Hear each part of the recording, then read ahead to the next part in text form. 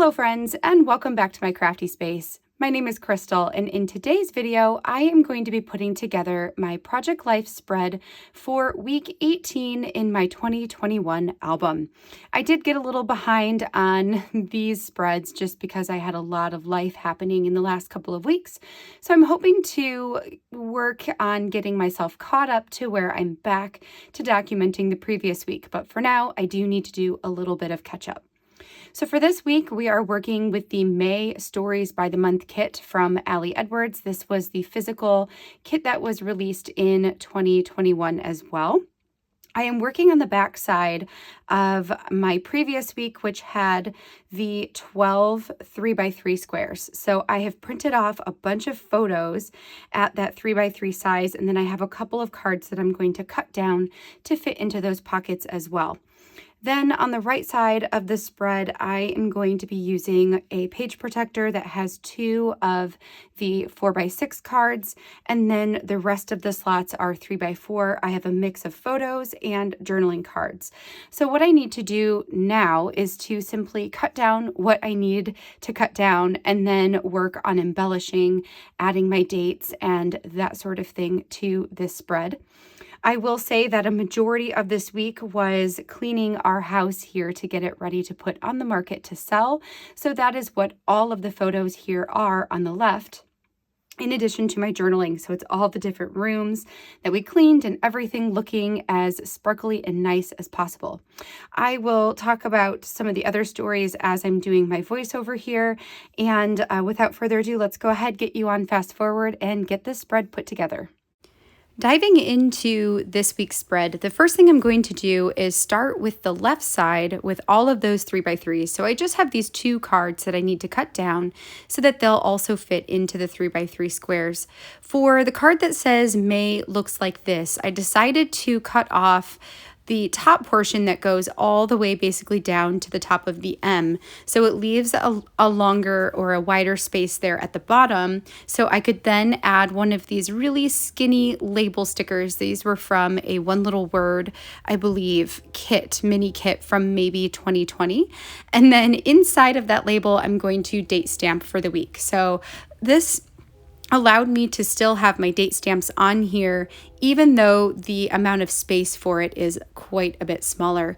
And then for the journaling card, I forget how I had originally designed it on the computer for a little bit, and then I remember as I am cutting it that my intention is to cut off the "It's hard" at the top. So it's just going to say "Because it's hard," which I felt like was a good enough title for that journaling card. And then I'm also going to cut off the diagonal stripe there at the bottom. One other thing I did was to take one of these circle cardstock stickers, one that's got a blue heart on it, to go ahead and fussy cut the heart out and use that as my spacer in between my 2 dates. Here's where you're going to see me go ahead and chop this card up so that it will fit into the 3x3 spaces as well. And then all of the photos there on the left were photos that I took after a room was done or prepared. So I don't have any of my before pictures, although I did take before and after for basically every single room. All of these are the after pictures, which I really, really love having in an album like this, because eventually we're not going to be living here anymore, and it's going to serve as such a good reminder of what our house looked like, and a way for, my children to come back and see what did their bedroom look like when they were 6 or when they were 2. What did our basement look like where we used to live, those sorts of things. So I think that will be really, really nice to have later on. The next thing I'm doing is going through my chipboard pieces here, trying to see if they'll fit anywhere. The ones I have left are just really big. So they're presenting a problem in that by adding them onto my photos, they're going to cover up too much of the photo.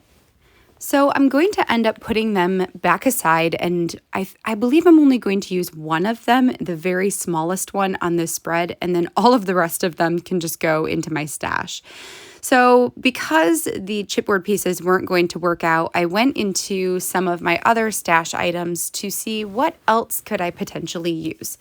I did have a few of the cardstock stickers left, a few of the little circles, and 3 of the little rectangle tiles.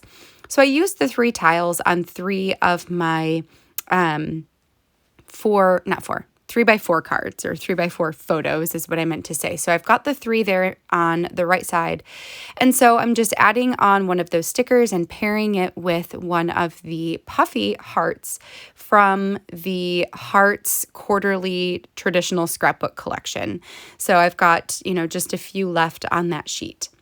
Then for the remaining photos on the left side that are currently not embellished, I am debating between adding some of those cardstock stickers on, or potentially more of the hearts or something of that nature. And I will end up picking those cardstock stickers back up and adding a few of those in addition to some hearts on a couple of the photos. Not all of them, but a couple of them.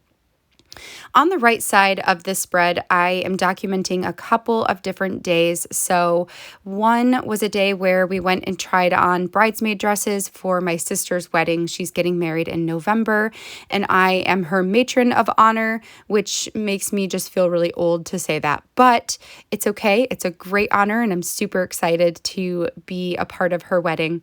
So I took a picture in one of the bridesmaid dresses that I liked. And then I've got a picture of Aaron reading his bedtime story to Jonah, or Jonah's bedtime story to him, which I love grabbing those pictures when I can. And then the picture of the food was from a brewery that Aaron and I went to. It was our first time getting out of the house and going back to a brewery since pretty much COVID started. All right, friends, that completes my spread for today. So keeping this one really simple in order to help me not only get the spread done, but also to really let these photos speak for themselves. So I added a couple of small embellishments in inconspicuous places so that I could give it a little bit of dimension and some different textures on the page, but really let my words and my photos shine. I hope that you enjoyed watching this week's spread come together. If you did, I would love a thumbs up on this video down below. Make sure you hit that subscribe button while you're there so you can check out all of my future crafty videos. And until next time, I hope that you have a wonderful rest of your day. I'll catch you in the next video. Bye, friends.